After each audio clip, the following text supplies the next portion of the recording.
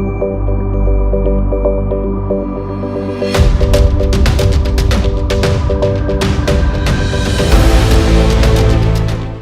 मैं हूं आपके साथ नीतू शर्मा। नजर डालते हैं हेडलाइंस पर। दक्षिण चीन सागर में अमेरिका और चीन के बीच तनाव चरम पर। अमेरिकी नौसेना ने इस विवादित इलाके में शुरू किया जोरदार युद्धाभ्यास। प्रधानमंत्री नरेंद्र मोदी ने दिया आषाढ़ पूर्णिमा पर संदेश, कहा भगवान बुद्ध के आदर्शों से मिलेगा चुनौतियों से लड़ने का समाधान। भारतीय जनता पार्टी कोरोना काल के सेवा कार्यों की करेगी समीक्षा। 7 राज्यों की दिल्ली से होगी ऑनलाइन समीक्षा।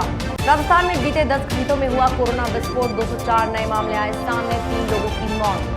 दक्षिण चीन सागर में अमेरिका और चीन के बीच तनाव चरम पर है। चीनी ड्रैगन की दादागिरी के खिलाफ अमेरिकी नौसेना ने दुनिया भर में अपने सैन्य ताकत का प्रतीक कहे जाने वाले 2 एयरक्राफ्ट कैरियर को दक्षिण चीन सागर में युद्धाभ्यास के लिए भेजा है। अमेरिकी नौसेना दिन और रात दोनों ही समय में युद्धाभ्यास करके चीन को किसी भी दुस्साहस के खिलाफ सख्त संदेश दे रही है। इसी इलाके में इन दिनों की चीन की नौसेना भी महाअभ्यास कर रही है। यूएस नेवी के लेफ्टिनेंट कमांडर शॉन ब्रोफी ने इस बारे में जानकारी दी है। ब्रोफी ने बताया कि अमेरिका दक्षिण चीन सागर में स्वतंत्र और खुले हिंद प्रशांत महासागर के समर्थन में है। अमेरिकी नौसेना के युद्धपोत यूएसएस निमित्ज और यूएसएस रोनाल्ड रीगन इस इलाके में ड्यूअल कैरियर ऑपरेशन संचालित कर रहे हैं। अमेरिकी नौसेना यहां युद्धाभ्यास कर रही है। यह घटना ऐसे समय में सामने आई है जब भारत और चीन के बीच गलवान घाटी में सीमा विवाद को लेकर तनाव बना हुआ है। प्रधानमंत्री नरेंद्र मोदी ने आषाढ़ पूर्णिमा के अवसर पर भगवान बुद्ध के उपदेशों पर जोर देते हुए वीडियो संदेश के जरिए देश के युवाओं से भगवान बुद्ध के विचारों को अपनाने की पीएम मोदी ने कहा कि इस समय विश्व मुश्किल हालात से गुजर रहा है। इन सभी चुनौतियों का सामना और समाधान गौतम बुद्ध के विचारों के साथ किया जा सकता है।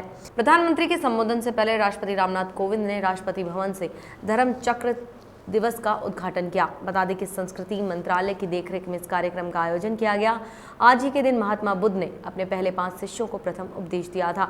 धर्म चक्र कार्यक्रम को संबोधित करते हुए पीएम मोदी ने कहा, भगवान बुद्ध के बताए 8 मार्ग कई समाजों और राष्ट्रों के लिए कल्याण का रास्ता दिखाते हैं।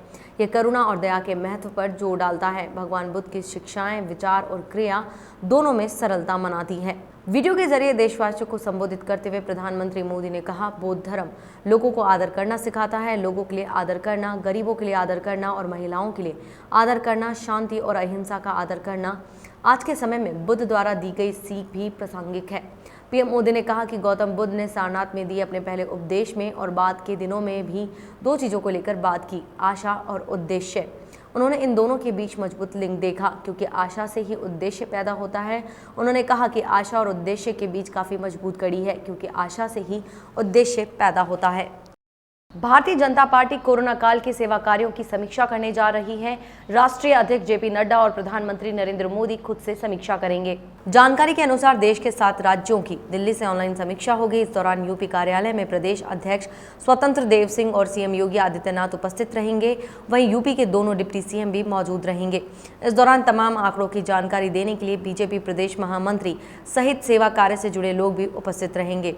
आज शाम 4 बजे ये ऑनलाइन समीक्षा होगी। यूपी बीजेपी ने इसके लिए पूरी तैयारी कर ली है। इसमें कोरोना काल के दौरान अब तक क्या क्या काम किए गए हैं, इसका स्लाइड प्रेजेंटेशन भी होना है। कोरोना वायरस की कथित दवा कोरोनिल को लेकर राजस्थान हाई कोर्ट ने नोटिस जारी कर दिया है। मुख्य न्यायाधीश इंद्रजीत महांती की खंडपीठ ने आयुष मंत्रालय, आईसीएमआर, पतंजलि आयुर्वेद, निम्स अस्पताल, राज्य सरकार और चिकित्सा एवं स्वास्थ्य विभाग को नोटिस जारी करके 4 सप्ताह में जवाब तलब किया है। कोरोनिल दवा की लॉन्चिंग के बाद से ही उसे लेकर विवाद थमने का नाम नहीं ले रहा है। दवा की लॉन्चिंग के 5 घंटे बाद ही आयुष मंत्रालय ने इसके प्रचार पर रोक लगा दी थी, लेकिन इस बुधवार को बाबा रामदेव ने दावा किया है कि आयुष मंत्रालय ने उनकी दवा को क्लीन चिट दे दी है। हाईकोर्ट में याचिका दायर करने वाले अधिवक्ता एसके सिंह ने कोर्ट को बताया कि कोरोनिल दवा के ट्रायल में नियमों की अनदेखी की गई है। ट्रायल से पहले आधिकारिक अनुमति नहीं लेने की भी बात सामने आ रही है। ऐसे में जब तक कोरोनिल दवा को लेकर लाइसेंस सहित अन्य औपचारिकताएं पूरी नहीं कर ली जाती हैं, तब तक राजस्थान में दवा के प्रचार और बिक्री पर पूरी तरह से रोक लगाई जाए। इस पर कोर्ट ने मामले के सभी पक्षकारों को नोटिस जारी करके उनसे जवाब मांगा है। मध्य प्रदेश के मुख्यमंत्री शिवराज सिंह चौहान ने पूर्व सीएम और कांग्रेस नेता कमलनाथ पर बड़ा हमला बोला है। उन्होंने कांग्रेस नेता कमलनाथ को कोविड-19 से भी बड़ी समस्या बताया। शिवराज सिंह चौहान ने कार्यालय में 100 दिन पूरे करने पर लोगों को संबोधित करते हुए कहा, क्या कमलनाथ कोरोना से लड़ने में सक्षम हैं? वह मध्य प्रदेश में कोरोना की तुलना में एक बड़ी समस्या है। हमने इस संकट का अच्छी तरह से मुकाबला किया। इस दौरान सीएम ने कहा, हमने विभिन्न योजनाओं के तहत मध्य प्रदेश में गरीबों के खातों में 40,000 करोड़ रुपए जमा किए हैं। क्या कमलनाथ ने यह पैसा लगाया है? सीएम शिवराज सिंह चौहान ने कहा कि कांग्रेस नेता कमलनाथ ने तो राज्य में हर जन कल्याणकारी योजना को बंद कर दिया था। हमने इस संकट में भी किसानों की उपज खरीदने के लिए व्यवस्था की है। शिवराज सिंह चौहान ने कहा कि पूर्व मुख्यमंत्री किसानों की ऋण चुकाने के बारे में झूठ बोलते हैं। सीएम चौहान ने कहा, कमलनाथ ने बीमा प्रीमियम का भुगतान भी नहीं किया था। हमने सरकार बनाते ही प्रीमियम का भुगतान किया और किसानों के खातों में 2,990 करोड़ रुपए का बीमा जमा कराया है। अमेरिका के अल्बामा राज्य के एक शॉपिंग मॉल में हुई गोलीबारी में 8 वर्षीय लड़की की मौत हो गई और 3 अन्य लोग घायल हो गए। हूवर पुलिस प्रमुख निक डेर्जिस ने बताया कि रिवर चेज गैलरिया में दोपहर को हुई गोलीबारी में एक बच्चे की मौत हो गई। पुलिस प्रमुख ने बताया कि लड़की और 2 वयस्कों को अस्पताल में भर्ती कराया गया है। अधिकारियों ने अभी पीड़ितों के नाम जारी नहीं किए हैं। पुलिस ने गोलीबारी की कोई वजह नहीं बताई है। डेर्जिस ने कहा कि पुलिस कुछ अहम सुरागों पर काम कर रही है, लेकिन उन्होंने यह नहीं बताया कि संदिग्धों की पहचान कर ली गई है अथवा नहीं।